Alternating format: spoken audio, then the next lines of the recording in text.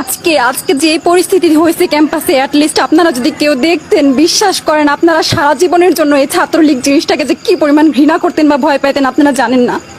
এরা আমাদের সামনে রড দিয়ে পিটায়া, ছেলেগুলারে রড দিয়ে পিটায়া একদম আধামরা করে ফেলছে। তারা এসে আমাদের পেছনে লুকাইছে, আমাদের বোরকার পেছনে, আমাদের ওড়নার পেছনে লুকায় বলে, আপু আমাদের একটু লুকায় রাখেন, আমাদের ওরা মাইরা ফেলবে, আমাদের বাঁচান আপু বাঁচান। আমরা তাদের ওড়না দিয়ে বোরকা দিয়ে লুকায় রাখছি, সেইখান থেকে আমাদের ধাক্কা দিয়ে ফেলে দিয়ে তাদের বের করে আবার মাথায় রড দিয়ে মারছে। এমন অবস্থা।